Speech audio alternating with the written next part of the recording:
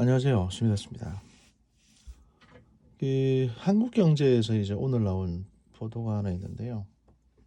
그 날짜가 오늘이 아니구나. 저 11월 9일 날 나온 이제 칼럼인데요. 원전 감축은 아직 시작도 안 했다니라는 이제 제목의 칼럼입니다. 사실 뭐 이전 저희 방송을 들으셨던 거장판 들으셨던 많은 분들은 원자력 발전소 현 정부의 이제 원전 정책에 대한 문제점이라든지 이런 거에 대해서 많이들 들으셨을 테고 아주 지겨울 정도로 들으셨을 테고 이제 뭐 공감하시는 분도 많으실 텐데 11월 8일 날 산업부가 탈원전 정책 관련 보도 설명 자료를 배포를 한 모양입니다. 여기에서는 산업부가 뭐라고 얘기했냐면 그 원전 감축은 아직 시작도 하지 않은 상황이다라고 강조를 하고 한전 적자는 에너지 전환 정책으로 인한 것이 아니다라고 설명을 한 다음에 국제 유가 상승 및 원전 이용률 변동 등에 따른 것이라고 이제 명시를 했습니다. 원전 이용률 하락이 한전 적자에 영향을 미친 원인 중 하나지만 에너지 전환 정책의 결과는 아니라는 그런 말을 하고 싶은 거죠. 산업부 입장에서는. 그리고 현 정부가 대폭 강화해 온 원전의 안전 점검 기준들이 탈원전 정책과는 이제 관련이 없다는 얘기를 하고 싶었던 것처럼 보입니다. 그러나 이 산업부의 이런 얘기는 사실 작년부터 똑같이 했던 얘기입니다. 근데 이게 어폐가 있는 게요.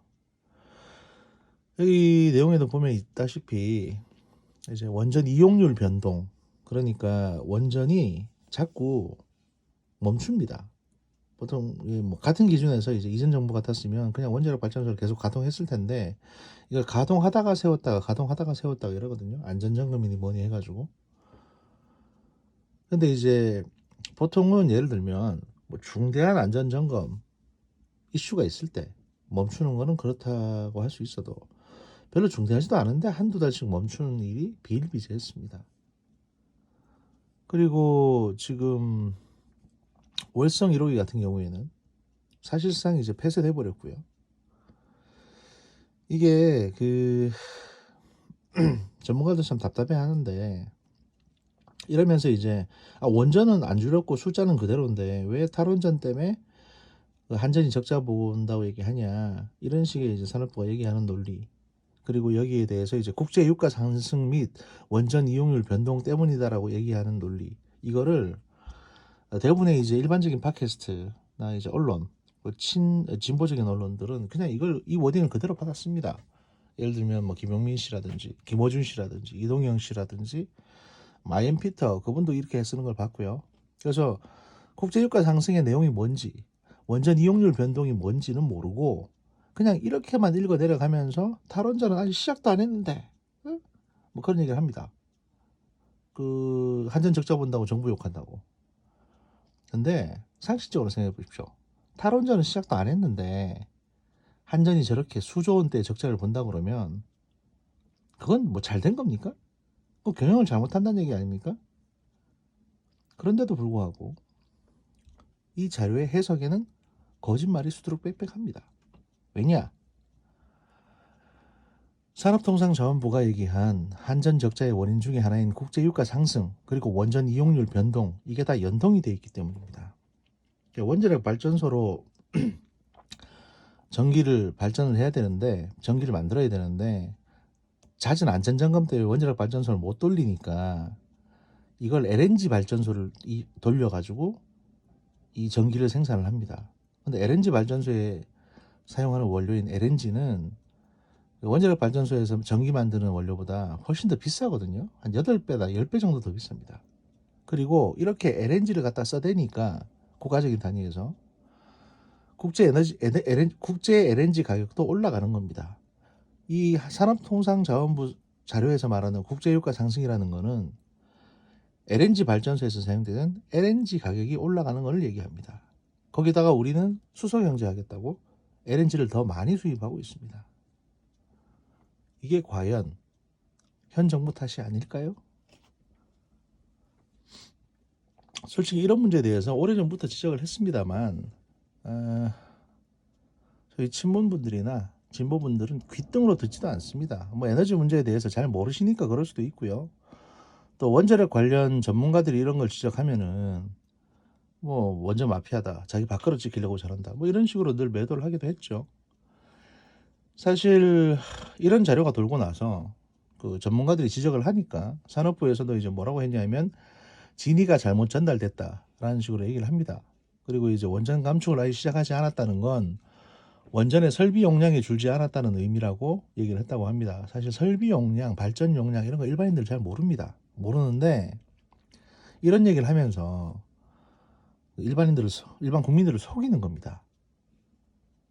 예를 들면 설비 용량이 줄지 않았다고 얘기하는 거는요, 그 버스가 100대 있는데 그 버스 100대 중에 한 대도 줄이지 않았다는 얘기고요. 그런데 예전 정부 같았으면 버스가 100대 있는데 그중에 80대를 운영을 했는데 지금 정부는 버스 100대 있는데 이거를 40대밖에 운영을 안 합니다. 나머지 60대는 세워놓는 거예요, 그냥. 그러면 설비 용량은 안 줄어들었죠. 그런데 소위 말해서 발전에 기여하는 원자력 발전소가 발전에 기여하는 용량은 확 줄어버린 겁니다. 대신에 이제 택시를 돌리는 거죠. LNG라고 하는. 근데 설비 용량이니 뭐니 이런 거에 대해서 일반 국민들은 잘 모르니까 이렇게 공무원들이 청와대 압력받아가지고 면피성 발언들을 하는 거고요. 이제 현 정부 임기가 반환점을 도니까 정부하고 전력업계 사이에서도 균열이 보입니다. 왜냐하면 이제 한전 사장이나 한수원 사장 같은 경우도 이제는 자기들이 고발을 당할 처지가 되다 보니 배임으로 이제 정부에 대해서 좀 세게 얘기하는 거죠. 예를 들면 이제 그 김종갑 한전 사장 같은 경우에는 현 정부의 과도한 정책 비용 때문에 한전 적자가 심화되고 있다며 원전을 더 돌리면 더 이익을 더 낼 수 있다라고 정부를 비판했습니다. 그리고 지금과 같은 재무구조 악화가 계속되면 결국 전기요금을 높일 수밖에 없다는 경고도 했고요. 그러면 자기 때 한전이 수십조의 적자를 볼 판이니까 어쩔 수 없죠. 자기가 혼자 고발 안 당하려면. 그리고 그 정재훈 한수원 사장 같은 경우에도 원전과 신재생에너지가 공존해야 된다라고 이제 최근에 얘기를 했습니다. 그리고 이제 에너지 전환 시대에는 원자력이 안정적인 기저 전원이 돼야 된다고 얘기하면서 원전의 중요성을 강조하기도 했습니다. 그 사실 이 현재 이제 김종갑 한전 사장이나 정재훈 한수원 사장 같은 경우에는 둘 다 그 산업부 차관 출신들이거든요. 그래서 이 에너지 분야에 대해서 잘 압니다. 지금까지 자기들의 양심을 팔고 이 사장자를 지키기 위해서 현 정부에 협력을 해왔는데 만약에 이대로 갔다가는 이제 주주들에게 업무상 배임으로 고발당할 처지까지 되니까. 왜냐하면 버젓이 이익을 낼 수 있는 어떤 그 설비들을 놔두고 그걸 안 돌리고 계속 적자를 내고 있으니 이건 어떻게 보면 저기 이재용 회장이 그 제일모직하고 삼성물산 합병하려고 일부러 삼성물산은 계속 적자 돌린 거하고 똑같은 거예요. 업무상 배임이죠. 이제 그렇게 일부러 손실을 보게 하는 것처럼 보이니까 주주들도 이제는 집단 소송하겠다라고 나서고 있고 뭐 사장들도 더 이상 못 버티는 거죠.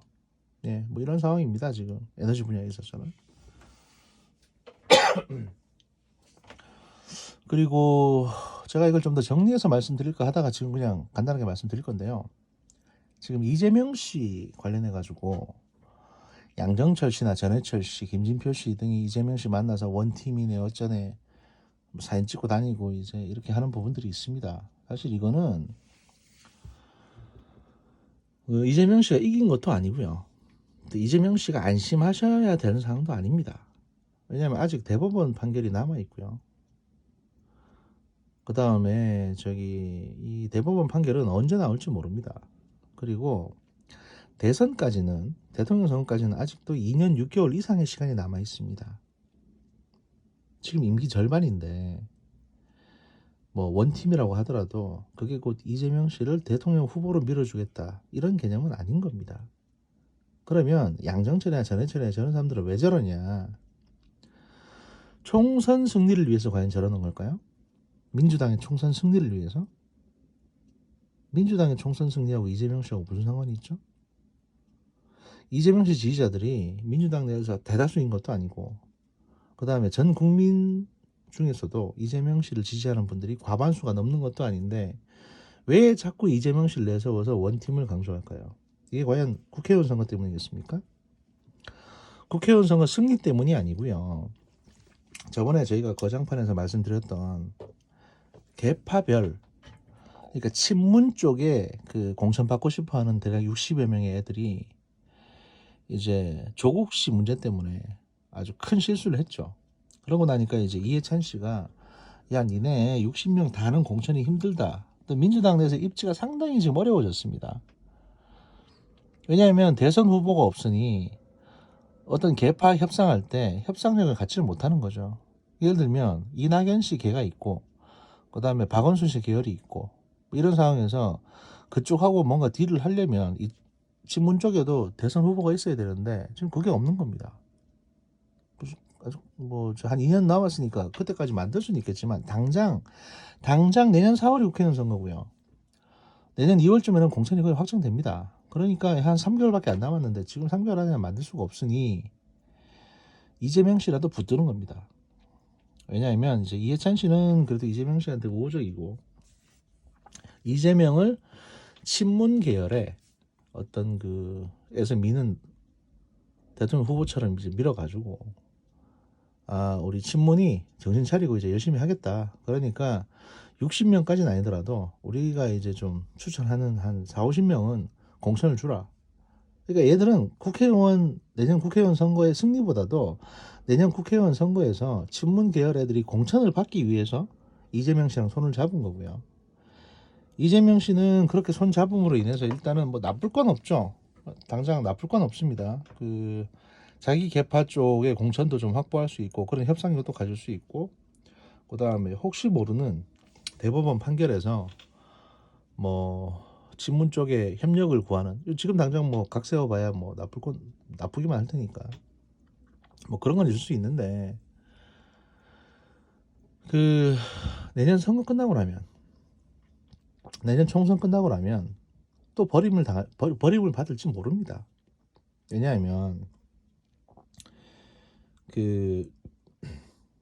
저쪽 친문 애들이 안희정 씨 제거하고 김부겸 씨 제거하고 이런 식으로 한 명 한 명 제거해 나갔는데 이재명 씨는 그냥 두겠습니까? 그렇게 싸워왔는데 그리고 이재명 씨의 성격이 어떤지 저희도 잘 알지 않습니까?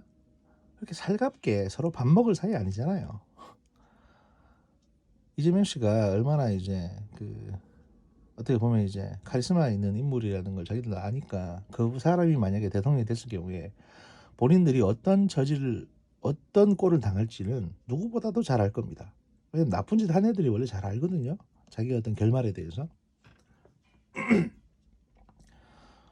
그러니 저 관계는 그렇게 안심하고 볼 수 있는 관계는 아니다. 그리고 내년 4월이 지나면 또다시 얼마든지 갈라질 수 있는 관계다.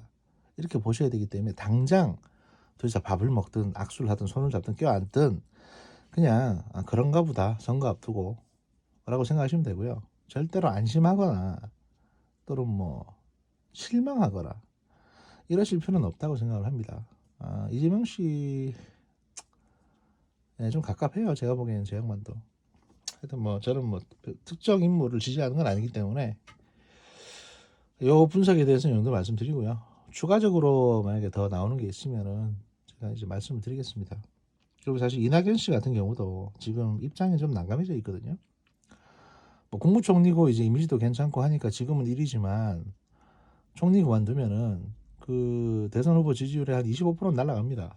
총리가 아니면 더 이상. 그리고 후임 총리가 들어오면 그 사람이 또 이제 뭐 문프의 남자니 이래가지고 이제 또 대선 후보 또 올라가겠죠. 문재인의 남자라고.